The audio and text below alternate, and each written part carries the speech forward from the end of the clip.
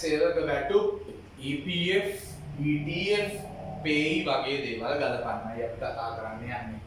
ඔයාලට පේනවා මෙතන මම වැටුප් ලේඛනයක් දීලා තියෙනවා PIS Campus Private Limited පුද්ගලික සමාගමේ වැටුප් ලේඛනය 2020 සැප්තැම්බර් මාසයට අදාළ සේවකයාගේ නම මූලික වැටුප basic salary කියලා අපි ඔකට ඉංග්‍රීසියෙන් කියනවා ළමයි සේවකයෙක්ට ලැබෙන මූලික වැටුප. කියන්නේ යා සේවාවට යද්දී රස්සාවකට යද්දී ළමයි මූලික වශයෙන් කතා කරගෙන යන ඔයාට මෙච්චර පඩියක් මම ගෙවන්නම්. එන්නේ පඩිය. මූලික වැටුප. ඊට අමතරව එයාට එකතු වෙන ළමයි දීමනා. ප්‍රවාහන දීමනා එකතු වෙනවා, දුරකථන ගාස්තු වලට දීමනාවක් එකතු වෙනවා. මොකද එයා සමහරක් වියදම් දරනවා ව්‍යාපාරය වෙනුවෙන්. ඒ වෙනුවට එයාට allowance එකක් දීමනාවක් ලබා දෙනවා. ප්‍රවාහණයට එයා ගෙදර ඉඳන් රැකියා ස්ථානයට එනවට ඒ වගේ දීමනාවක් allowances. මේ දල වැටුප කියන දේ හැදෙන ළමයි මූලික වැටුපට දීමනා සියල්ල එකතු වුණායින් පස්සේ. අන්න එනවා අපිට දල වැටුප. මේ දල වැටුපෙන් සේවකයෝ සමහරක් වෙලාවට යම් ණය ගැනීම වගේ දේවල් කරනවා. ඉතින් මේ වගේ අඩු කිරීම අපි කියන සේවක ණය අඩු කිරීමක් මේ කරලා තියෙන්නේ. ඒ කියන්නේ සේවකයා ණයක් අරන් තිනෝ මීට කලින් ව්‍යාපාරයෙන් ඒ ණය මුදල කොටස් වශයෙන් හෝ වාරික වශයෙන් කා. එහෙනම් ව්‍යාපාරය වැටුප් ගෙවීමේදී අඩු කර ගන්න ඕන. pay උපයන විට ගෙවීම. උපයන විට ගෙවීම. මේක තමයි ඇත්තටම ව්‍යාපාරයේ වගකීමක් නෙමෙයි සේවකයාගේ වගකීමක්. ඒ කියන්නේ සේවකයා පෞද්ගලිකව තමන් උපයන ආදායම සඳහා රජයට ගෙවන්න බැඳී සිටිනවා. ඒ කියන්නේ ළමයි අර කියන්නේ ආදායම් බදු කියලා. සේවකයෙක් වශයෙන් රස්සාවක් කරන මිනිස්සෙකින් අපි ආය කරන්නේ උපයන විට ගෙවීම. pay tax එක. මෙන්න මේ pay tax එක උපයන විට ගෙවීම බද්ද පුතේ අඩු කරන්නේ සේවකයා විසින්. ඒ කියන්නේ ව්‍යාපාරය විසින්. එයාගේ වැටුපෙන් එයා රජයට ගෙවිය යුතු කොටස අඩු කරලා තියාගන්න. ඔයාලට මතකද අපි කලින් කතා කරා WHT. අන්න ඒ වගේ වැඩක් තමයි මේක. EPF 108. EPF 108 කියන්නේ ළමයි මෙන්න මේ සේවක අර්ථසාධක අරමුදල කියන අරමුදල. මේක තියෙන්නේ ශ්‍රී ලංකා මහා බැංකුව තුල පෞද්ගලික අංශයේ සේවකයන්ට ප්‍රධාන වශයෙන්ම ගත්තොත්. එයාලට පෙන්ෂන් කියන එකක් නැහැ ළමයි. ඒකෙන්ද රජය උද්‍යෝගිමත් කරලා දිනනවා ව්‍යාපාර නැත්තම් උත්සුක කරලා දිනනවා ව්‍යාපාර වලට ඔයාලා EPF රැස් කර යුතුයි සේවකයා වෙනුවෙන්. ඒ කියන්නේ සේවකයාගෙන් ළමයි 108ක් ඉතුරු කරනවා. එයාට ගෙවද්දි ගෙවන්නේ 108ක් අඩු කරලා තමයි ගෙවන්නේ. සේවකයාගේ දල වැටුපෙන්. දල වැටුපෙන් 108ක් අඩු කරලා තමයි ගෙවන්නේ. ඒ 108ට එයා ගිහිල්ලා ව්‍යාපාරේ ගිහිල්ලා මහා බැංකුවට සල්ලි දෙනවා. අර 108ට. ඒ 108 විතරක් නෙමෙයි. මේක සේවකයන්ට තවත් වාසියක් වෙනවා. මොකද්ද?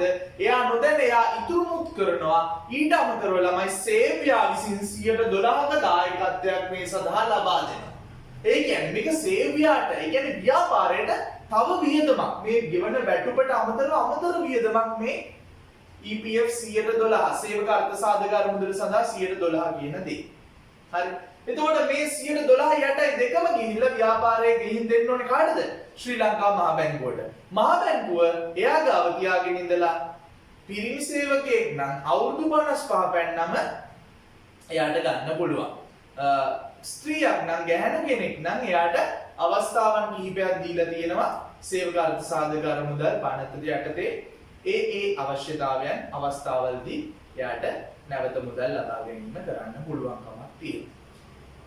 මේට අමතරව මහා බැංකුව ගාව මේ සල්ලි තියාගෙන ඉන්නින්ද මහා බැංකුව මොකද කරන්නේ? එයා අපිට පොලියක් ලබා දෙනවා. අපිට කියන්නේ ව්‍යාපාරයට නෙමෙයි. මෙන්න මේ එක් සේවකයාගේ ගිණුමට පොලියක් එකතු කරනවා. හරියට ළමයි බැංකුවක සල්ලි දාලා තිබ්බම මේකට පොලියක් එකතු වෙනවා වගේ වැඩක්. මීට අමතරව තවත් විතුන් ක්‍රමයක් කියලා දීලා තියෙනවා. ඒ තමයි ETF Employee Trust Fund සේවක භාරකාර අරමුදල. මේක තියෙන්නේ කායටද? කායටද ළමයි තියෙන්නේ මේක. සේවක භාරකාර අරමුදල ලේබර් ඩිපාර්ට්මන්ට් එක, කාම්කරු දෙපාර්තමේන්තුවට. එහෙනම් කම්ගාරු දෙපාර්තමේන්තුවට අපි මේ ETF 103 දෙන්න ඕනේ. මේක ව්‍යාපාරයේ වියදමක් විතරයි. නැතුව සේවකයා කිසිදු දායකත්වයක් මේ සඳහා කරන්නේ නැහැ. ඉන්නේ 103ක් කවුරු ගිහින් දෙනවද? ව්‍යාපාරය ගිහින් දෙනවා මේ එක් සේවකයා වෙන. ඒ සඳහාත් ඔයාලට පොලියක් ලැබෙනවා. ඒක තියෙන්නේ කම්කාර දෙපාර්තමේන්තුවේ යටතේ. මේ මුළු අඩු කිරීම කියන ළමයි සේවක ණය pay EPF 108 එකතුව. මෙන්න මේ එකතුව අඩු කිරීම මුළු අඩු කිරීම ලෙස අපි ගන්න. සුද්ධ වැටුප. ඒ කියන්නේ සේවකයාගේ අතට ලැබෙන මුදල. සේවකයාගේ අතට ලැබෙන මුදල ළමයි වෙන්නේ දල වැටුපේ. එයාට හිමිකම් තිබ්බ වැටුපේ මේ අඩු කිරීම අයින් කරාම ලැබෙන මුදල. හරි? මේ 112 103 මම දැන්ටත් කතා කරා. හරි? ඔයාලට මේක ගැන හොඳ අදහසක් ගන්න පුළුවන්. මම ගණනය කිරීම වෙන වෙනම පෙන්නලා තිනවා A B C D E F G ඔහොම කියලා. ඔයාලට ලේසි වෙන්නේ නැතුව එහෙම එකක් නැහැ. හරි? මම ලේසි වෙන්නේ මේ A B C D දාලා තියෙන්නේ. ඔයාලට මේක හොඳට නිරීක්ෂණය කරන්න පුළුවන් මේ සංඛ්‍යාවල එකතුන්. එච්චර හිතන්න එපා ළමයි pay ගණනය කිරීම ගැන.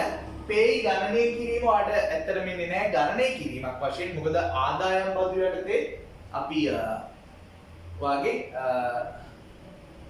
විශේෂයෙන්ම බදුකරණය කියන විෂය AD 3 වෙනි අධ්‍යයනයේදී තමයි අපි මෙන්න මේ ටැක්ස් එක ගැන කතා කරන්නේ. නමුත් pay ගිණුම් දැවීම ඔයාගේ විෂය නිර්දේශය තුළ මෙම විෂය නිර්දේශය තුළ ඇතුළත් වෙලා තියෙනවා. ඒක නිසායි අපි මෙතනදී දිත්ත සටහන් සාකච්ඡාවට ලක් කරන්නේ. මේක වැටුප් ලේඛනයේ නැවතත් අපි සාකච්ඡා කරනවා පිරිවැයකරණයේ කොටසේ මේ විෂය යටතේම අවසන් කොටස් වලදී පිරිවැයකරණය යටතේ ශ්‍රම පිරිවැයකරණය යටතේ. නමුත් මම ඔයාලට දැම්ම දුන්නේ ඒක වඩාත් ලේසි වෙන්න. මොකද මට මෙතනින් යාට මේ ටික කතා කරන්න මේ මම ගහපු වැටුප් ලේඛනයේ මාර වැදගත් වෙනවා. රයිට්? ආගල්ලා. සේවකීන්ගේ මූලික වැටුප බේසික් සැලරි. හරිම ලේසි. ව්‍යාපාරයේ ගෙවන වැටුප. වැටුප කියන්නේ ව්‍යාපාරයට වියදමක්. වියදමක් නම් ඒකේ දිත්ත සටහන වෙන්නේ වැටුප් හා වේතන ගිණුම හර. ළමයි මතක තියාගන්න අපි වැටුප් වලට වෙනමම ගිණුමක් ගහනවා වැටුප් පාලන ගිණුම කියලා. මේක ළමයි හොඳට මතක තියාගන්න වැටුප් පියවල අවසන් වුණායින් පස්සේ කීය වෙනවද? බිංදුව වෙනවා ළමයි. හරි? වැටුප් හා වේතන ඒ කියන්නේ වියදම් ගිණුමක්. වැටුප් හා වේතන ගිණුම හර 1050යි. වැටුප් පාලන ගිණුම බැර 1050යි. මම ඔයාලට එකින් එක මෙන්න මේ දිස්සඩාන් දීලා දිනවා. බලන්න වැටුප් හා වේතන ගිණුම හර A. වැටුප් හා වේතන ගිණුම හර වැටුප් පාලන කියලා 1050ක්. වැටුප් පාලන ගිණුම බැර 1050ක්. ඒ තියෙන්නේ ළමයි මෙන්න මේක. 1050. මෙන්න මේ මූලික වැටුපේ එකතුව. මෙන්න මේ තුන් දෙනාගේ HSM ගේ HAU ගේ SWJ කියන තුන් දෙනාගේ වැටුප් වල මූලික වැටුප් වල එකතුවට තමයි අපි මේ දිත්ත සනාන දැන්. දීමනා allowances. දීමනා කියන්නේ තමයි ව්‍යාපාරයට වියදමක්. වැටුප් ආවේතන වියදම් වගේම තමයි. ඒ වගේමයි දිත්ත සනාන එකම වෙනස අපි වැටුප් ආවේතන ගිණුමට හර කරනවා වෙනකොට දීමනා කියලා ගිණුමක් ගහගෙන අදාළ දීමනා වියදම් ගිණුමට හර කරනවා රුපියල් ලක්ෂ 3ක්. අදාළ දීමනා වියදම් ගිණුමට හර කරනවා රුපියල් ලක්ෂ 3ක්. වැටුප් පාලන ගිණුමට බැර කරනවා ළමයි රුපියල් ලක්ෂ 3ක්. වැටුප් පාලන ගිණුමට බැර කරනවා රුපියල් ලක්ෂ 3ක්. B කවුරු හරි කෙනෙක් මේක වැටුප් හා වේතන ගිණුමටම හර කරොත් වැරදීද?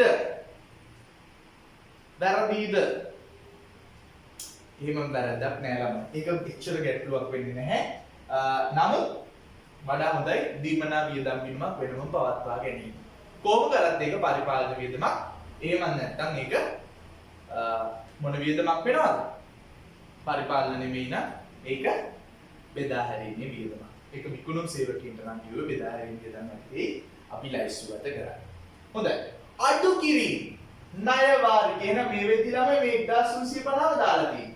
1050 මෙතන දැම්ම වියදමයි වගකීමයි 300 මෙතන හර කරා මෙතන බැල කරා. එහෙනම් 1350ම දාලා තියෙන්නේ. සේවක ණය අඩු කිරීමක් නේ පුතේ. බලන්න ආරම්භක ශේෂයක් තියලා තියෙනවා රුපියල් ලක්ෂ 5ක. ආරම්භක ශේෂය ලක්ෂ 5යි. දැන් මම HSM ගෙන් රුපියල් 50000ක් අඩු කරගෙනයි තියෙන්නේ. එහෙනම් දිත්ත සටහන ළමයි වැටුප් පාලන මොකද එයාට ගෙවන්නේ නැහැ. වැටුප් පාලනයට දාලා තියෙන සේවකීන්ට ගෙවිය යුතු මුදල්. නමුත් අපි පඩි ගෙවද්දී මේ 50 අඩු කරනවා. ඒකින්ද මම වැටුප් පාලන ගිණුම හර කරනවා. මම මෙතනදී මෙන්න මේ අඩු කිරීම සියල්ලේම එකතුව සේවක ණය pay සහ EPF 108 තුනේම එකතුව තමයි පුතේ මෙතනට 206ක් කියලා 2,06,000ක් කියලා හර කරේ. ඒ කියන්නේ මුළු අඩු කිරීම. මේ මුළු අඩු කිරීම සියල්ලම සේවකින්ට ගෙවන්නේ නැහැ. ඒක නිසා ඔයාලගේ වැටුප් පාලන ගිණුම හර කරනවා. ඒක නිසා වැටුප් පාලන ගිණුම හර කරනවා. වෙන වශයෙන් බැර කරන්නේ. සේවක ණය ගිණුම 50,000 බැර. 50,000 බැර. pay වලින් pay ඇයි pay කියන්නේ පුතේ? pay කියන්නේ අහගන්න. pay කියන්නේ උපයන විට ගෙවි. ඒ කියන්නේ මෙන්න මේ එක් සේවකයන් අපි ගත්තොත් මෙතන 3 දෙනෙක් ඉන්නවා. HSM, HAU, SWJ. මේ 3 දෙනාම ආදායම් බදු ගෙවිය යුතු මට්ටමේ ඉන්න කට්ටිය. ඒක නිසා මෙයාලගෙන් ව්‍යාපාරය මොකද කරන්නේ? එයාලා එක් මාසිකව ගෙවිය යුතු ආදායම් බද්ද එයාගේ වැටුපෙන් අඩු කරනවා. ඒ අඩු කරන මුදල එයා ගිහිල්ලා දෙනවා පුතේ IRD එකට, දේශීය ආදායම් දෙපාර්තමේන්තුවට. ඒක නිසා මම ගිහුවා උපයන විට ගෙවීම් බදු ගිණුම නැත්නම් IRD ගිණුම, දේශීය ආදායම් දෙපාර්තමේන්තු ගිණුම.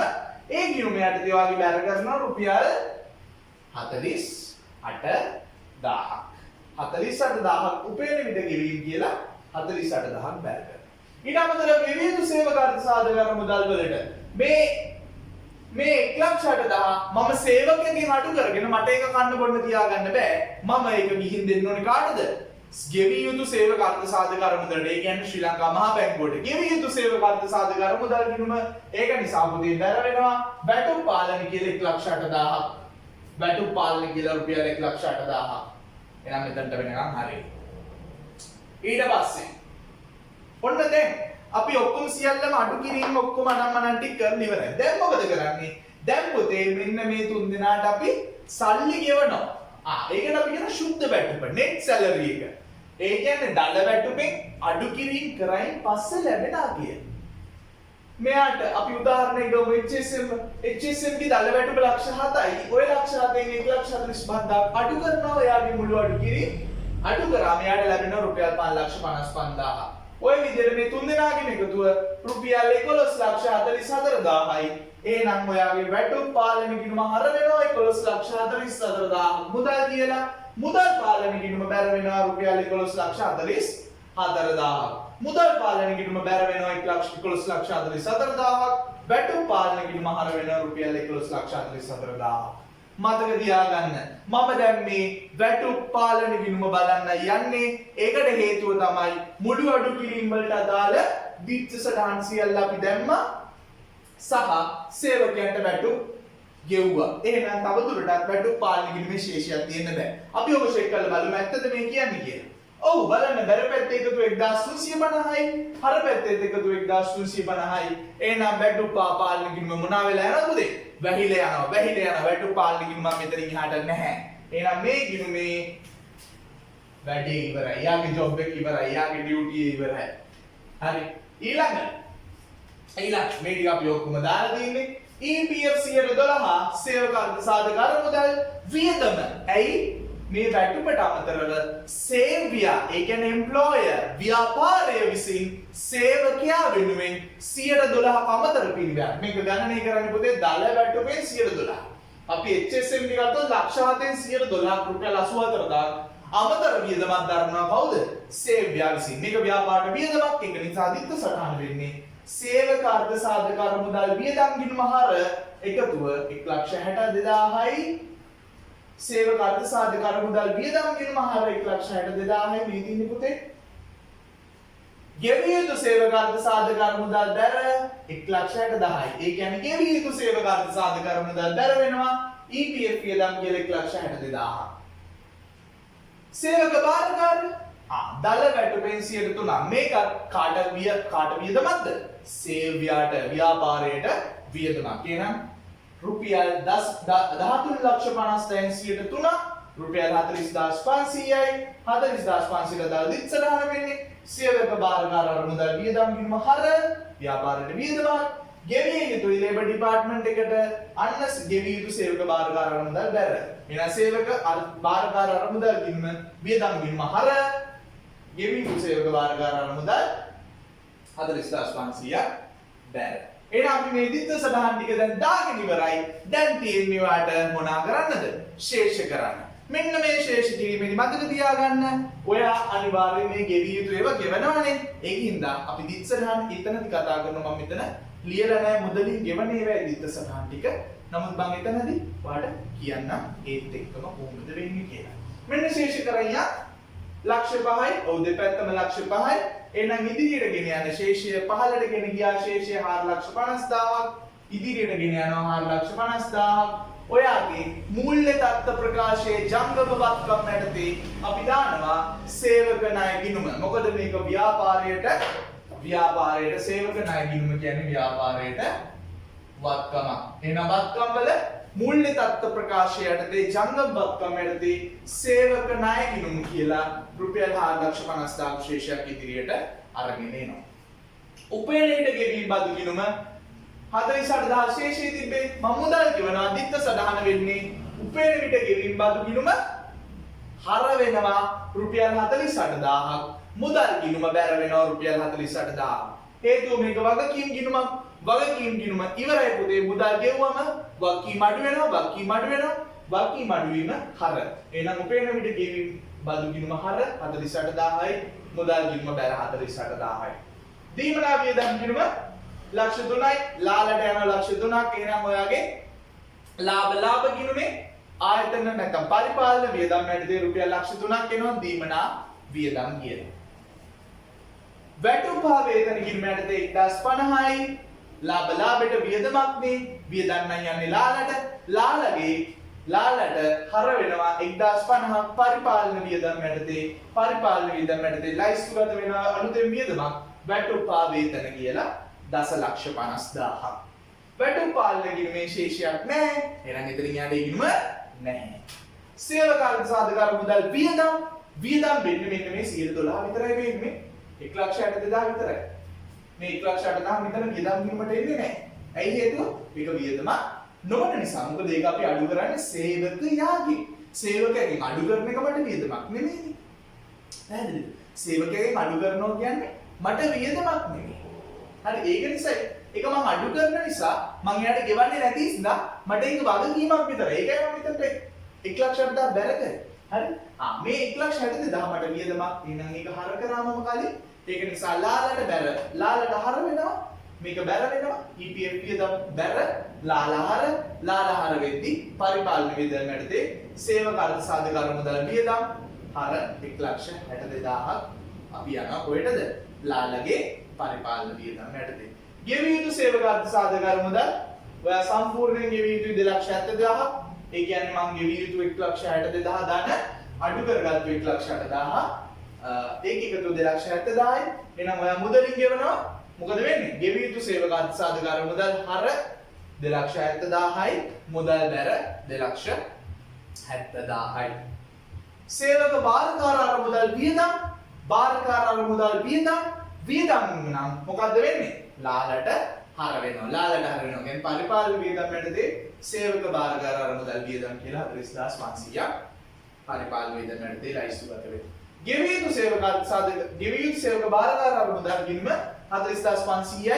එහෙනම් ඒක මුදල් ගෙවන ඔයා. මුදල් ගෙවන අවස්ථාවේ දිත් සටහන දාන්නේ. දිත් සටහන වෙන්නේ ගෙවිය යුතු සේවක භාරකාර මුදල් හර 40,500යි. මුදල් බැර 40,500යි. ඔන්න ඔය ආකාරයට තමයි අපේ දිත්ත සටහන් ටික කොහෙට යන්නේද?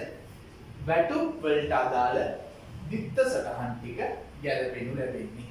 හරිද? පැහැදිලිද? හරි. මේ පේයි එක අපි මෙතනින් යහට කතා කරන්නේ පේයි. මොකද පේයි කියන්නේ ඇත්තටම සේවකයාගෙන් අපි අඩු කරන මුදලක් විතරයි. ඉතින් අපි එතනින් එහාට ඉවරයි. එතනින් එහාට සේවකයට අයිතියක් තියෙනවා මෙන්න මේ අඩු කරලා අපි දේශීය ආදායම් දෙපාර්තමේන්තුවට ගෙවපු මුදල අර කලින් අපි කතා කරේ බදු බැරක් කියලා. එන්නේ බදු බැර වශයෙන් එයාගේ ආදායම් බද්ද ගෙවද්දී යාට පුළුවන් මේ බදු බැර අඩු කරගන්න. එයා ගෙවපු අපි එයා වෙනුවෙන් ගෙවලා තියෙන පේයි ප්‍රමාණය. අපි එයා වෙනුවෙන් ගෙවුවට එයා වෙනුවෙන් අපි මුදල් අරන් ගිහලා ගෙවපු එක විතරයි කරේ. එයාගෙන්ම තමයි අපි මුදල අඩු කරගත්තේ. පැහැදිලිද? එතකොට පේයි කියන්නේ හැමතිස්සෙම මතක තියාගන්න සේවකයාට බදු බැරක් මට මුකුත් නෙමෙයි මට එක වගකීමක් විතරයි. මම ඒක ගෙවුවයින් පස්සේ මේ ගිණුම බිඳුව වෙලා යනවා. මේ ගිණුම බිඳුවයි දැන් පේනවනේ. හරි. එකම මට වතින වගකීම තමයි මම සේවකයෙක්ගෙන් ඒක අඩු කරගෙන මම ඒක ගිහිල්ලා දෙන්න ඕනේ දේශීය ආදායම් දෙපාර්තමේන්තුවට. එච්චරයි මට තියෙන වගකීම. නැතු මගේ වියදමක්වත් මට මුකුත්වත් නෙමෙයි. පැහැදිලිද? මම එයාගෙන් අඩු කරගන්නවා සේවකයෙක්ගෙන් අඩු කරගෙන මම දේශීය ආදායම් දෙපාර්තමේන්තුවට ගෙවුවට පස්සේ මට එතනින් එහාට වගකීමක් නැහැ. දර වෙලා තිබ්බාද ඉස්සරහට මුදල් ගෙවුව ගම වගකීම ක්ලෝස්. එතනින් එහාට ඒකෙන් විශේෂ කිරීමක් ගන්නෙ නැහැ. හොඳයි. නෝට් එක සම්පූර්ණයෙන්ම කවර් කරගන්න. අපි ඊළඟ අන්තිම ගැළපිල්ල අපි සාකච්ඡා කරන 12 වෙනි ගැළපිල්ල. ගැළපිල්ල වශයෙන් VAT එක value added tax ඒ සමගාගේ ගැළපිලි සම්පූර්ණයෙන් අවසන් වෙනවා. බලන්න. ටක් ගාලා ලියා ගන්න. ටක් ගාලා සම්පූර්ණයෙන්ම නෝට් එක කම්ප්ලීට් කරගන්න.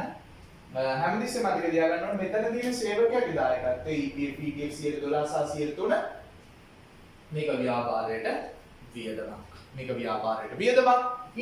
EPF 8 අඩු කිරීමක්. ඒක අඩු කිරීම යටතේ තමයි මෙන්න මේ දිස්ත්‍රාණ යටතේ අපි ඇතුළත් කරන්නේ. හරි? ඉක්මනට ලියන්න. VAT එක ගැන ළමයි කතා කරද්දී එකතු කළ අගය මත බද්ද කියන දේ ඔයා කලිනුත් අහලා තියෙනවා. මේක ළමයි ප්‍රධාන වශයෙන්ම ව්‍යාපාර වලට හරි ලේසි වෙන් කරන්න. ඒ කියන්නේ ව්‍යාපාර අපිට බෙදා වෙන් කරන්න පුළුවන් VAT ලියාපදිංචි ව්‍යාපාර සහ VAT ලියාපදිංචි නොවු ව්‍යාපාර. VAT ලියාපදිංචි වීමේ ව්‍යාපාරයක් නම් වර්තමානයේදී රුපියල් මිලියන 75ක කාර්තුවක විකුණුම් පිරිවැටුම අභිබවා යන්න ඕනේ වර්තමානයේ වන විට VAT ලියාපදිංචි වීමට. එතකොට රුපියල් මිලියන 300ක වාර්ෂික පිරිවැටුමක් සහිත ව්‍යාපාර තමයි වර්තමානයේ වෙන විට VAT ලියාපදිංචි විය යුත්තේ. ඊට අමතරව තවත් ව්‍යාපාර නිෂ්පාදන ව්‍යාපාර ඒ වගේ අපනයනකරුවන් ඒ සඳහා මම නෝට් එක දීලා තියෙනවා නෝට් එක බලන්න. ඒ තියරි කොටස හරි මෙතන ගිණුම් කරන්නේ සම්බන්ධයෙන් කතා කරද්දී අපිට පැහැදිලි ලෙස බෙදා වෙන් කරන්න පුළුවන් VAT ලියාපදිංචි ව්‍යාපාර සහ VAT ලියාපදිංචි නොවු ව්‍යාපාර. මෙතන තියෙන ප්‍රධාන දෙයක් තියෙනවා VAT ලියාපදිංචි නොවු ව්‍යාපාරයකට VAT එක අය කරන්න හැකියාවක් නැහැ. එහෙනම් එයා භාණ්ඩ මිලදී ගනිද්දී යම් හේකින් VAT සඳහා ගෙවීමක් කරොත් එයාට එම VAT මුදල නැවත අය කරගන්න හැකියාවක් ලැබෙන්නේ නැහැ. එහෙනම් එවැනි ව්‍යාපාර බලන්න VAT සඳහා ලියාපදිංචි නොමැති ව්‍යාපාර. මෙවැනි ව්‍යාපාර සඳහා භාණ්ඩ විකිණීමේදී හෝ සේවා සැපීමේදී තම විකුණුම් මිලට තම ආදායමට VAT එකතු කළ නොහැකි අතර තමන් VAT සහිත භාණ්ඩ මිලදී ගැනීමේදී හෝ අදාළ වියදම් දැරීමේදී ඒවා නැවත අය කර ගැනීමේ හැකියාවක් නොමැත. එම නිසා දරන ලද VAT ප්‍රමාණයද එම භාණ්ඩයේ පිරිවැයක් හෙවත් සේවාවේ පිරිවැයක් ලෙස සැලකිය යුතුය. එහෙනම් සාමාන්‍ය පිරිවැයක් ලෙස සැලකලා අපි ඒක ගැනුම් මිලට මෙක්ක ඔයගොල්ලෝ දාන්න එක දිත්ත සඳහනයි ගැනුම් ගිණුම හර 108යි අපි හිතමු ගැනුම් මිල රුපියල් 100යි VAT එක 8යි 108යි එහෙමයි හැදුනේ. එහෙනම් ගැනුම් ගිණුම හර 108යි 100 නෙමෙයි 108යි මුදල් ගිණුම බැර 108යි එච්චරයි. එතනින් මේක ඉවරයි. ආයිමත් VAT සදා ගිණුම් තබ යන්නේ නැහැ. නමුත් ව්‍යාපාරය VAT ලියාපදිංචි ව්‍යාපාරයක් නම් මේක ළමයි අනුපාත වශයෙන් අපිට බෙදා වෙන් කරන්න පුළුවන්. ප්‍රධාන වශයෙන් VAT ලියාපදිංචි ව්‍යාපාර අතරින් අපිට දකින්න පුළුවන් VAT නිදහස් භාණ්ඩ අලෙවි කරන ව්‍යාපාර නැත්නම් VAT නිදහස් ව්‍යාපාර. මෙවැනි VAT නිදහස් ව්‍යාපාර ඔය සාමාන්‍ය ට්‍රැක්ටර් වගේ ගෙන්නද්දී ඒවට VAT අය කරන්නේ නැහැ ආනයනය කරද්දී. හරි එක විකුණද්දිත් එහෙමයි. එතකොට VAT නිදහස් ව්‍යාපාර තියෙනවා. තව තියෙනවා VAT zero rated ව්‍යාපාර. ඒ කියන්නේ VAT 0.0 අනුපාතය යටතේ වැටෙන භාණ්ඩ වැටෙන ව්‍යාපාර. තව තියෙනවා සම්මත අනුපාතය යටතේ VAT අය කරන ව්‍යාපාර. අපි ගත්තොත් VAT නිදහස් ව්‍යාපාර මෙවැනි ව්‍යාපාර විසින් අලෙවි කරන භාණ්ඩ VAT වලින් නිදහස් වේ. ඒක පැහැදිලි හොඳට VAT වලින් නිදහස් වේ. එනම් මේවා විකිණීමේදී VAT අය නොකරන අතරම ඇතැම් විට මිලට ගැනීමේදීද VAT ඇතුළත් නොවේ. එහෙනම් එවැනි ව්‍යාපාර VAT නිදහස් ව්‍යාපාර වලට සමහරක් වෙලාවට භාණ්ඩ මිලට ගනිද්දිත් එයා VAT සඳහා වියදමක් දරන්නේ නැහැ. නමුත් ඇතැම් අවස්ථාවලදී තමන් මිලදී ගන්නා මිලදී ගැනීමේදී වැට් දරන අතර එම දරන ලද වැට් වටිනාකම දේශීය ආදායම් දෙපාර්තමේන්තුවෙන් නැවත අය කරගත නොහැකි වේ. අන්න වැදගත්කම. මෙයා යම් හේකින් වැට් සඳහා වියදමක් ගෙවීමක් කරොත් භාණ්ඩ මිලදී ගනිද්දී යාට අවශ්‍ය භාණ්ඩ මිලදී ගනිද්දී ඒ වැට් මුදල පුතේ මෙවැනි ව්‍යාපාරවලට නැවත අය කරගන්න හැකියාවක් නැහැ. ඒ නිසා ළමයි මේ වගේ ව්‍යාපාරේ ගුණත් වැට් සහිතව භාණ්ඩ මිලදී ගන්න සිද්ධ වුණත් වැට් සඳහා පිරිවැයක් දැරුවත් එවැනි ව්‍යාපාරයේ ගුණත් ළමයි හාත්පසින්ම සමානයි වැට් සඳහා ලියාපදිංචි නොමැති ව්‍යාපාරයක සිදුවන ගිණුම් කරන සටහනට. හේතුව අපි නිකන් ගමු උදාහරණ කලින් උදාහරණෙමයි. මෙයා වැට් නිදහස් ව්‍යාපාරයක් එයා භාණ්ඩයක් මිලදී ගන්න රුපියල් 108කට ඒ 108න් ගැනුම් මිල වෙන්නේ රුපියල් 100යි වැට් 108යි එන 108 හැදෙන්නේ එහෙමයි. නමුත් එයාට කිසිදු හැකියාවක් නැහැ පුතේ. එයාගේ වැට් ගෙවපු වැට් ප්‍රමාණය රුපියල් 8 දේශීය ආදායම් දෙපාර්තමේන්තුවෙන් නැවත ඉල්ල ගන්න අය කරගන්න. ඒ නිසා එයාගේ දිස්සදාන ගැනුම් ගිණුම හර මුදල් ගිණුම බැර. මෙතනින් වාසනාවන්තම ව්‍යාපාර වර්ගය වැට් 100% භාණ්ඩ සහිත ව්‍යාපාර. මෙන්න මෙවැනි ව්‍යාපාර ගොඩක් වෙලාවට මේක භාණ්ඩ අපනයන වගේ ව්‍යාපාර වැට් 0 rated වැට් කියලා කියන්නේ. 0 rated වැට් භාණ්ඩය තමයි අපි අපනයන සාමාන්‍යයෙන් ගත්තොත්. මෙවැනි භාණ්ඩ විකිණීමේදී වැට් අය කිරීමක් නොකරන අතර හේතුව වැට් අය කරන්නේ නැතුව රජය උත්සාහ කරන ළමයි මෙන්න මේ භාණ්ඩ අලෙවිය අපනයන වැඩි කරන්න පුළුවන් තරම්. මොකද අපනයන වැඩි වෙනවා කියනවා දන්නවා ආර්ථික විද්‍යානුකූලව ඒක ආර්ථිකයට යහපත් දෙයක්. වැට් අය කිරීමක් නොකරයි. මෙවැනි භාණ්ඩ විකිණීමේදී වැට් අය කිරීමක් නොකරයි. කෙසේ වුවද මෙවැනි භාණ්ඩ නිෂ්පාදනයේදී යම් ලෙසකින් වැට් සඳහා පිරිවැයක් ගන්නු ලැබුවොත් එම දරන ලද වැට් පිරිවැය නැවත දේශීය ආදායම් දෙපාර්තමේන්තුවෙන් ලබාගත හැක. අන්න කෙනෙකුට අහන්න පුළුවන් සර් මොකද්ද වෙනස වැට් නිදහස් ව්‍යාපාරයකයි වැට් 0 rated ව්‍යාපාරයකයි? මෙවැනි භාණ්ඩ විකුණද්දී ළමයි වැට් අය කරනවා. හැබැයි බිඳුව අනුපාතයට. හරි. මෙතන අය නොකරයි වලට වඩා වැට් 100ට බිඳුවේ අනුපාතයට අය කරයි කියන්නේ. වැට් අය කිරීමක් වැට් 100ට බිඳුවේ අනුපාතයට අය කරයි.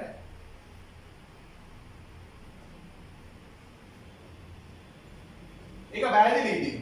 මේක වැට් ව්‍යාපාරෙන්සි වැට් නිදහස් සම්පූර්ණයෙන්ම වැට් අය කරන්නත් බෑ. හැබැයි යා ගෙවන වැට් එකට නැවත දේශීය ආදායම් දෙපාර්තමේන්තුවේ එම මුදල් ලබා ගන්නත් බෑ. මේකේ භාණ්ඩ අලෙවිදී වැට් අය කරනවා. හැබැයි කීයන් පාදයට 100 කියන්නේ වැට් එකක් නෑ. හරි. වැට් එකක් නැතුව අයියා භාණ්ඩ විකුණන්නේ. වැට් 0 rated බිඳුවේ අනුපාතයටයි වැට් අය කරන්නේ. කියන්නේ වැට් එකක් අපි විකුණද්දී ලැබෙන්නේ නෑ අපිට වැට් එකක්. අපි අය කරගන්නේ නෑ. නමුත් අපි දරනා වියදම් අපි ඒ වියදම් දරද්දී සමහරක් වෙලාවට වැට් ඇතුළත්වයි අපි භාණ්ඩ මිලදී ගන්න. අන්න එවන් අවස්ථාවක අපිට පුළුවන් මොනා කරන්නද? අර අපි ගෙවපු ව්‍යාපාරයේ ගෙවපු වැට් ප්‍රමාණය නැවත දේශීය ආදායම් දෙපාර්තමේන්තුවට ගිහිල්ලා ඉල්ල ගන්න. මොකද පුතේ වැට් එක කියන්නේ මගෙන් අර සමාගම මගේ සැපයුම් කරු මගෙන් වැට් අය කරගත්තට එයාගේ අයිතියක් නෑ ඒ වැට් එක. ඒ වැට් එක ගිහිල්ලා කාටද ගෙවන්නේ? දේශීය ආදායම් දෙපාර්තමේන්තුවට. මේක වඩාත් හොඳට නිරවුල් වෙනවා ඔයාලට මෙන්න මේ ස්ටෑන්ඩඩ් රේට් එක නැත්තම් සම්මත අනුපාතයට ගණනය කිරීමේදී අපි ඒක නිදසුනක් ඇසුරින්ම සාකච්ඡා කරනවා. නමුත් මතක තියාගන්න ඕනේ මෙන්න මේ තුන වැට් ව්‍යාපංශන මැදිනම් ඒ ව්‍යාපාරයේ වැට් සඳහා කිසිදු ගැළපීමක් සිද්ධ වෙන්නේ නැහැ. වැට් ව්‍යාපංශ නමුත් වැට් නිදහස් ව්‍යාපාරයක් නම් එවන් ව්‍යාපාරයකට උදේ එකම දේ වැට් භාණ්ඩ විකුණන්දි වැට් අය කරන්නේ නැහැ. සහ සමහර භාණ්ඩ මිලදී ගනිද්දී වැට් අය කිරීමක් වැට් ගෙවීමක් සිද්ධ වෙන්නේ නැහැ. කෙසේවත් ඇතැම් අවස්ථාවන් තියෙනවා යා වැට් ගෙවන සමහර භාණ්ඩ මිලදී ගනිද්දී යාට අවශ්‍ය. නමුත් ඒ ගෙවන වැට් එක නැවත දේශීය ආදායම් දෙපාර්තමේන්තුවෙන් අය කරගන්න බෑ. මේ දෙක අතර තියෙන වෙනස ගත්තොත් B යටතේ වැට් 100% අනුපාතයට අය කරන්නේ. ඒ කියන්නේ විකුණද්දී 100% අනුපාතයට වැට් අය කරනවා. නමුත් 100% අනුපාතය කියන්නේ අපිට වැට් එකක් එන්නේ නැහැ. ඒ වගේම එයා භාණ්ඩ මිලදී ගනිද්දී එයා යම් හේකින් ඒ කියන්නේ zero rated VAT තියෙන ව්‍යාපාර භාණ්ඩ මිලදී ගැනීමේදී යම් සඳහා VAT වියදමක් VAT පිළිවෙත් දැරුවොත් මෙවැනි ව්‍යාපාරයකට හැකියාව තියෙනවා එම ගෙවූ මුදල නැවත දේශීය ආදායම් දෙපාර්තමේන්තුවේ ලබා ගන්න හිමිකමක් තියෙනවා. එහෙනම් මේ zero rated වෙන එක තමයි හොඳ. ද්විත්ව සටහන අපි VAT පාලන ගිණුම හර ගැනුම් ගිණුම හර 100යි මුදල් ගිණුම හෝ ණය ගිණුම බැල 108යි. VAT පාලන ගිණුම හර 8යි. එහෙනම් මෙයාට මේක වත්කමක්. VAT පාලන ගිණුම හර කියන්නේ වත්කමක්. VAT පාලන ගිණුම හර 8යි ගැනුම් ගිණුම හර 100යි මුදල් ගිණුම හෝ පාලන ණය පාලන ගිණුම බැල 108යි. C VAT සම්මත අනුපාතයකට එනම් 100ට මේ වෙද්දී ළමයි තියෙන 108 අනුපාතය වර්තමානයේ වෙන විට 108 අනුපාතයකට කෙරෙන ව්‍යාපාර මෙවැනි ව්‍යාපාර භාණ්ඩ අලෙවි කිරීමේදී සම්මත අනුපාතයට විකුණුම් මත VAT අය කරයි. මේවට අපි කියනවා නිමැවුම් මත එකතු කළා ගිය මත බද්ද කියලා output VAT කියලා අපි ඉංග්‍රීසියෙන් කියනකොට භාණ්ඩ මිලදී ගැනීමේදී ඔවුන් දරන යෙදවුම් මත එකතු කළා කිය. ඒ කියන්නේ input VAT එක ඔවුන්ට නැවත අය කරගන්න පුළුවන්. output VAT කියන්නේ අපි භාණ්ඩ විකුණලා පාරිභෝගිකයන් අය කරගන්න එක. input VAT එක කියන්නේ අපි භාණ්ඩ මිලදී ගැනීමේදී අපි දරපු එකතු කළා කිය මත බද්ද. උදාහරණයක් ගත්තොත් විකුණුම් රුපියල් ලක්ෂ 10ක් රුපියල් ලක්ෂයක විකුණුම් VAT රහිතව 100ට VAT රහිත මිල තමයි විකුණුම් ලක්ෂය කියන්නේ. ගැනුම් රුපියල් 60000යි VAT රහිත මිල VAT අනුපාතය 108යි. වඩා ප්‍රකාශනයක් ඇසුරෙන් ගණනය කරනවා නම් නිමැවුම් මත එකතු කළාගේ මත බද්ද විකුණුම් මත ඒ කියන්නේ විකුණුම් රුපියල් ලක්ෂය ලක්ෂයෙන් 108ක් ඒ කියන්නේ රුපියල් 8000යි නිමැවුම් මත VAT එක මේක මම අය කරගන්න එකක් මගේ අලෙවියෙන්නේ විකුණුම් වලින්නේ පාරිභෝගිකයන්නේ එහෙනම් මට මේක වගකීමක් පුතේ නිමැවුම් මත VAT එක හැමතිස්සෙම මතක තියාගන්න නිමැවුම් මත එකතු කළාගේ මත බද්ද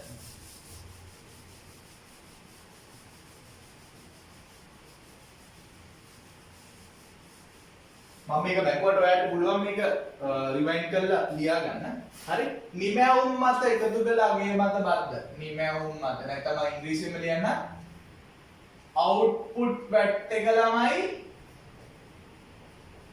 විශාලයි නම් input VAT එකට වඩා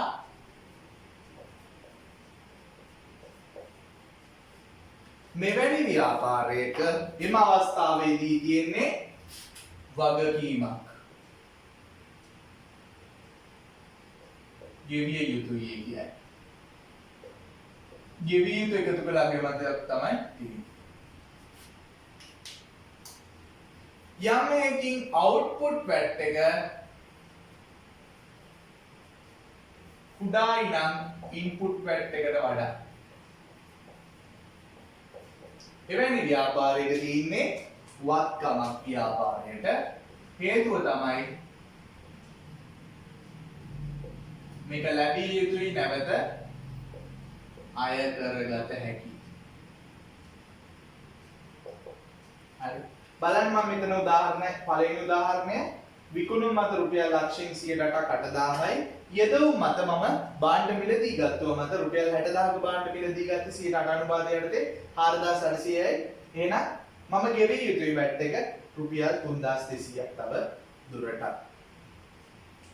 උදාහරණ දෙවෙනි එක මම ළමයි විත්ත සටහනුත් මෙතනින් ඉදිරිපත් කරා. දෙවෙනි උදාහරණයට මම එකතු කරා පළවෙනි උදාහරණයට අමතරව ඒ පළවෙනි උදාහරණයේ තොරතුරු වලටම මම තව එකව කළා තමයි මේ පළවෙනි උදාහරණයේ තොරතුරු වලට මම එකතු කරා යන්ත්‍ර මිලදී ගැනීමක්. යන්ත්‍රයක් මිලදී ගන්න මේ ව්‍යාපාරයේ රුපියල් 540000ක මේ 540000ක යන්ත්‍රය මිලදී ගන්නදී VAT සහිතවයි මේ යන්ත්‍රය මිලදී ගන්නේ 540000න් VAT මුදල කොහොමද ළමයි හොයන්නේ 540000 කියන්නේ VAT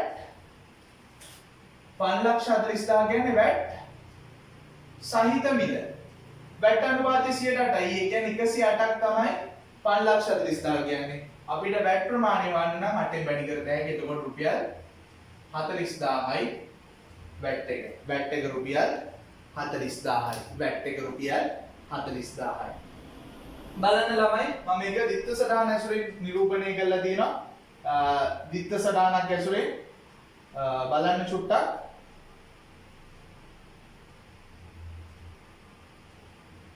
බලන්න පොඩ්ඩක් දිත්ත සටහනක් ඇසුරේ මම යන්ත්‍රයක් මිලදී ගත්ත රුපියල් ලක්ෂ 5ක යන්ත්‍රයක් මේ ලක්ෂ 5 ලක්ෂ 40000ක් වැට් එක නම් ලක්ෂ 5යි යන්ත්‍රය වටින්නේ. එහෙනම් යන්ත්‍ර ගිණුම හර ලක්ෂ 5යි වැට් පාලන ගිණුම හර 40000යි. එයි 40000ක් කර වෙන්නේ වැට් එක මේකේ 40000යි. ඒක නිසා වැට් පාලන ගිණුම හර 40000යි. මුදල් පාලන ගිණුම බැර 540000යි. මොකද මම මුදල් ගෙවන රුපියල් 540000. ඊළඟ විකුණු අරකමයි හරි ලක්ෂයෙන් 100%ක්. ඒ කියන්නේ මුදල් ගිණුම මට මුදල් වෙන රුපියල් 1,08,000ක් භාණ්ඩ විකුණන්නේ මම රුපියල් ලක්ෂයක. ඒක නිසා මෙතනින් අය කරගන්න වැට් එක 8000යි. එහෙනම් වැට් පාලන මට වගකීමක් වැට් පාලන ගිණුම බැර වෙනවා රුපියල් 8000ක්. ඊළඟ එක වෙන්නේ ගැනුම් ගිණුම හර වෙනවා රුපියල් කීයද ළමයි? ගැනුම් ගිණුම රුපියල් හර වෙන්නේ රුපියල් 60000ක්. අපේ කලින් එකමයි ගැනුම් ගිණුම රුපියල් 60000ක් හර වැට් පාලන ගිණුම හර වෙනවා රුපියල් 4800ක්. මොකද මම භාණ්ඩ මිලදී ගනිද්දි මම ගෙවුවා. එහෙනම් මට ඒක වත්කමක්. මං ගෙව්වේවා මට වත්කම මට නැවත අය කර ගන්න පුළුවන්. හේතුව මම වැට් ලියාපදිංචි ව්‍යාපාරය. එහෙනම් වැට් පාලන ගිණුම හර 4800යි මුදල් ගිණුම මේ දෙක එකතු 64800යි. වැට් පාලන ගිණුමක් මම ගහලා පෙන්නලා තියෙනවා. බලන්න අර 40000 හර වෙන එක වැට් පාලන ගිණුම හර කරා 40000ක් මුදල් කියලා වරහන් ඇතුලේ යන්ත්‍ර ගැනුම් මත මුදල් ගිණුම සම වෙන වැට් පාලන ගිණුම ආයෙත් බැර කරා රුපියල් 8000ක් මුදල් කියලා විකුණුම් මත ගෙවූ වැට් එක ආයිමත් C ගැනුම් මත ගෙවූ වැට් එක 4800ක් හර වෙනවා මුදල් කියලා ගැනුම් මත ගෙවූ වැට් එක. ඔයාගේ ශේෂයේ භාගයේ මේ පැත්ත තමයි ලොකු පැත්ත. හර පැත්ත එන 44800 එකතුව බැර පැත්තට 44800යි. ශේෂයේ භාගයේ දිනන 36800යි. ඕකම මම පෙන්වුවා ළමයි ප්‍රකාශයක් ඇසුරෙනොත් නිමැවුම් මත වැට් එක විකුණුම් අර 8000ම තමයි. යෙදුම් මත වැට් එකේදී 4800 තවත් එකතු වෙනවා යන්ත්‍ර මිලදී ගැනුම් මත තියෙන වැට් එක රුපියල් 40000ක්. එහෙනම් යෙදුම් මත මුළු වැට් එක එනවා 44800ක්. නිමැවුම් මත වැට් එක 8000ක් විතරයි. එහෙනම් 36800ක්. ඒක මොනවාද? යෙදුම් වැඩි. යෙදුම් මත ඉන්පුට් වැට් එක වැඩි. ඉන්පුට් වැට් එක වැඩි කියන්නේ මට ඒක වත්කමක්. හේතුව මට මේ 36800 මම වැඩිපුර ගෙවලා තියෙන 36800 මට අය කරගන්න පුළුවන් කාගෙන්ද? දේශීය ආදායම් දෙපාර්තමේන්තුවෙන්. right? සම්පූර්ණයෙන්ම ඔයාගේ නෝට් එක ලියා ගන්න. මින් අනතුරු අපි සාකච්ඡා කරන්න ගන්නේ ගිණුම් කරන ප්‍රමිතවල සිට බලාගෙන ලියා ගන්න.